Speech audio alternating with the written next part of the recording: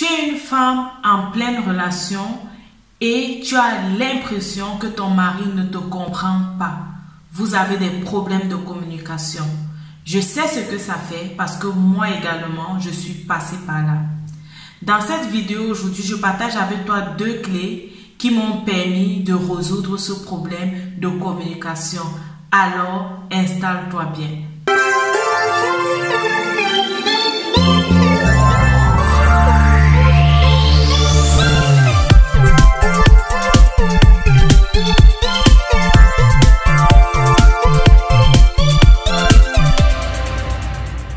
Salut, bienvenue à cette nouvelle émission. Je suis Myriam, ta motivatrice spirituelle. Je suis très contente que tu prennes de ton temps pour regarder cette vidéo aujourd'hui. Aujourd'hui, je vais nous parler de la communication dans le couple. Je vais nous raconter mon histoire, ce que j'ai vécu concernant la communication dans ma relation et comment est-ce que j'ai pu résoudre le problème de communication. Si tu es là pour la première fois, tu as 2 choses à faire. La première, c'est de t'abonner et la deuxième, c'est de cliquer sur la cloche de notification pour recevoir les informations lorsque je publie une nouvelle vidéo d'édification sur cette chaîne. Il y a de cela plusieurs années, j'étais confrontée au problème de communication dans mon couple. J'étais triste lorsque les idées que je proposais pour le bon déroulement du couple n'étaient pas acceptées. J'étais triste lorsque je n'étais pas comprise. J'étais triste lorsqu'il me fallait toujours fournir les efforts pour exprimer ce que je ressentais, pour exprimer le chagrin que je vivais concernant la communication. Je me suis rendu compte que ce problème de communication est un problème réel et c'est un problème qui mine beaucoup de couples. C'est même un problème qui parfois est à l'origine des divorces dans plusieurs couples.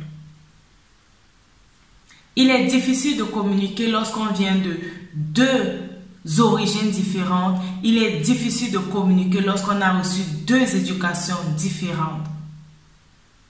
Mais si le problème de communication n'est pas pris au sérieux, le couple va à la déchéance. J'ai écouté plusieurs personnes dire que ce qu'une femme veut, elle l'obtient toujours de son mari. Ou encore ce que femme veut, Dieu veut. Mais ce n'était pas ma réalité parce que plusieurs des idées que j'ai proposées dans le couple n'ont pas toujours été acceptées. Et peut-être toi aussi tu connais ça. Alors, je me suis décidée à comprendre pourquoi est-ce que ma voix ne portait pas toujours. Je me suis décidée à comprendre comment est-ce que je pouvais faire pour convaincre un peu plus mon mari. Je me suis décidée à comprendre comment est-ce que je pouvais faire pour établir une relation épanouie au sein de mon couple. Je me suis rendu compte de plusieurs choses, que ma façon de communiquer n'était pas la bonne et que lorsque je m'approchais de mon mari ou lorsque j'ouvrais la bouche pour exprimer mon point de vue, il y avait toujours une accusation qui se cachait derrière. Je me suis également rendu compte que la façon dont je priais pour mon mari n'était pas la bonne. Qu'est-ce que je faisais au niveau de la communication? Je me suis rendu compte que au lieu d'utiliser la première personne du singulier pour exprimer ce que je ressentais, j'utilisais toujours la deuxième personne du singulier pour accuser mon mari et lui dire ce qu'il n'a pas fait. Au lieu de dire par exemple, face à une incompréhension, que je me sens incomprise, j'utilisais des termes comme « tu ne me comprends jamais ». Au lieu de dire que je ne me sens pas acceptée, je disais « tu ne m'acceptes pas ». Et chaque fois, au lieu d'exprimer ce que je ressentais, je me suis rendu compte que j'accusais plutôt mon mari et je lui disais ce qu'il n'a pas fait, ce qu'il devait faire. et ce que je crois qu'il devait faire de bien. Lorsque mon point de vue n'était pas accepté et qu'en fin de compte, je me rendais compte que ça devait être la bonne solution, je venais toujours dire, tu as vu, quand je te parle, tu ne comprends pas. Tu vois donc ce qui s'est passé. Bien que je n'avais pas toujours raison, il y a aussi eu plusieurs cas où mon mari avait raison et je me suis rendu compte à la fin que c'est lui qui avait raison. J'ai donc décidé, face à cette remarque, d'éviter la deuxième personne du singulier. J'ai décidé d'éviter de l'accuser chaque fois.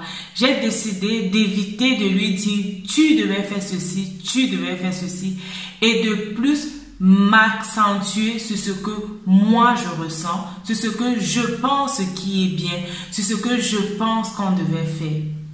Et cette première stratégie a amélioré beaucoup de choses dans la communication dans mon couple.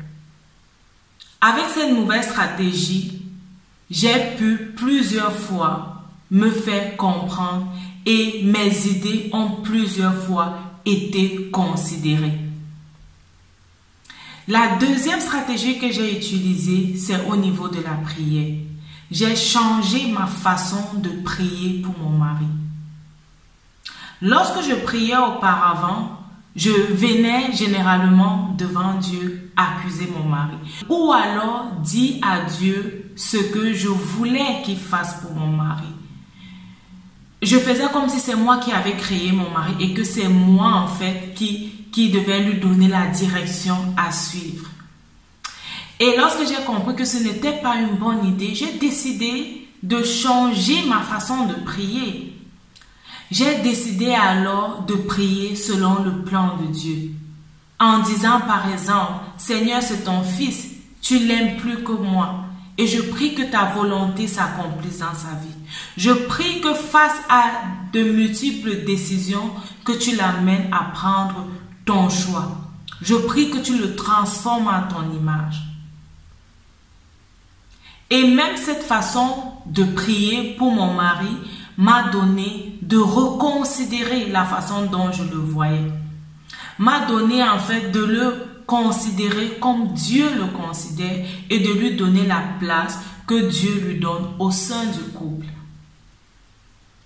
Ce sont les deux astuces que j'ai utilisées pour améliorer la communication dans mon couple et pour arriver à un stade de communication épanoui. Parce que nous parlons à cœur ouvert et nous nous comprenons.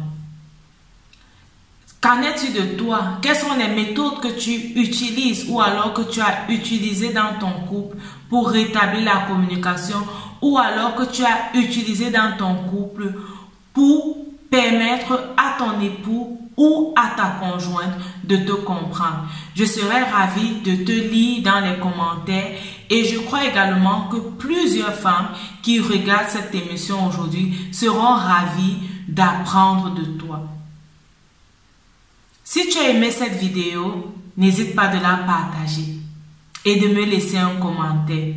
Rappelle-toi, ta vie c'est un don de Dieu et la façon dont tu la vis, c'est un don que tu fais à Dieu. Que Dieu te bénisse et à la prochaine. Bye bye.